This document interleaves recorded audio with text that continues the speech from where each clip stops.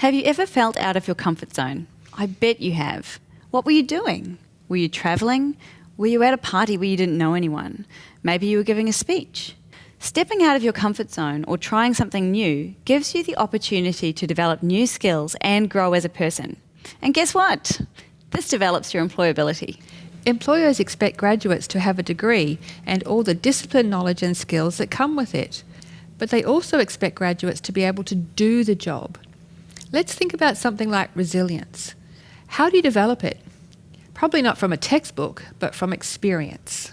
We can't give you a magic formula or model to follow. You simply need to be experiencing many things in life. By not exposing yourself to a variety of different experiences, you might be living life, but you're not proactively doing life. Learning comes from facing a challenge or experiencing setbacks, and definitely by stepping out of your comfort zone. You need to think about what you are doing outside of your degree that gives you the chance to try new things and face challenges.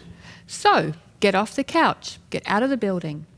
If you think about it, you may already be doing some things.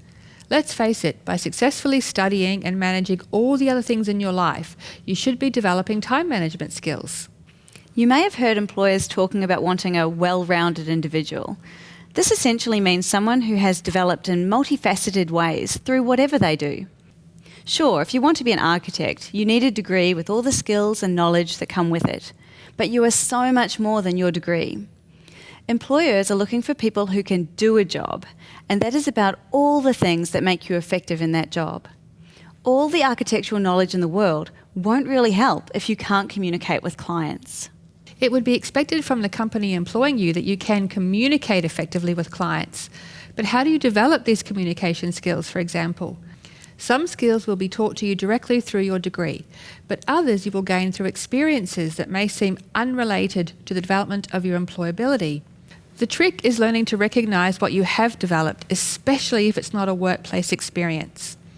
Here are 4 things that university students may do during their degree studies: working at a fast food restaurant, organising a fundraising event for their local club or society, studying overseas, playing on a sporting team. What do these things have in common? All of these are opportunities for you to develop the capabilities, attitudes and attributes that employers expect. So let's break this down. What would you think that studying overseas would actually give you? And how is this related to a professional job? I bet many of you would struggle with this. For most people, studying overseas is a new experience that often comes with challenges simply because you are in an unfamiliar environment. Therefore, it gives you an opportunity to develop things like your confidence, your communication skills, and qualities such as resilience and commitment. These are all really valuable in every profession. Let's hear from other experts. Experiential learning as a valuable way to develop employability, I think is the most important thing. I do quite a lot of research into learning, training, development. In fact, that was my first specialist field. And I definitely subscribe to the idea or the research which suggests 90% of what we learned is learned informally. The CIPD, the Chartered Institute of Personal Development, I don't know if you're aware of them, but they're the big HR body in the UK. They subscribe to this idea about the 70-20-10 model. So 70% of what we learn is learned informally every day through the organisation. 20% is learned informally but planned in the organisation. And only 10% of what we learn is actually formal learning. So that idea about experience and learning from experience is critical. It means that you get just-in-time learning, so you get it when you need it.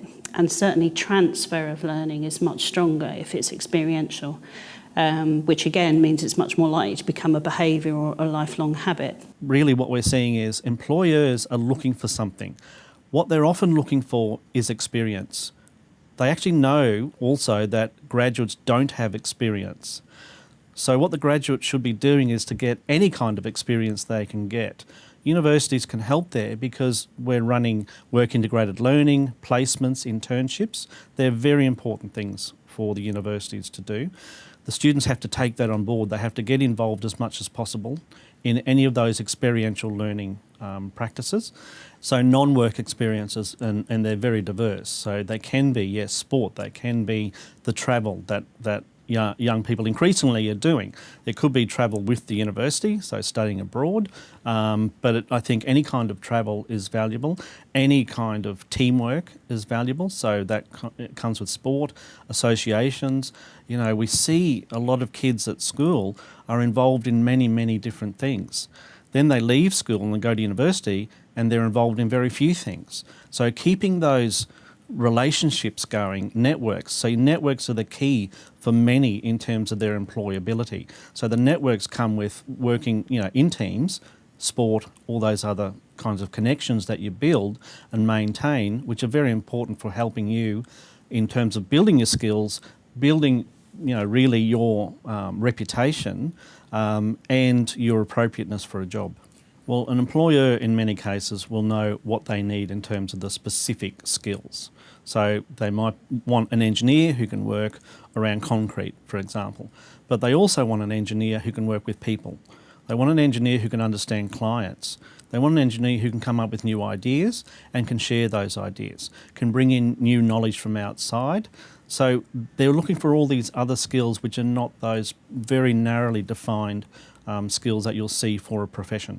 So they don't come necessarily from your study, they come from outside. So you can see that learning from experience is vital for employability development.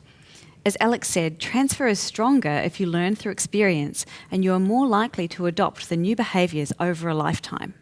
Essentially, we're saying that you need to go out and experience life, but do so being aware that everything that you do is an opportunity to grow and develop the attributes that employers are looking for.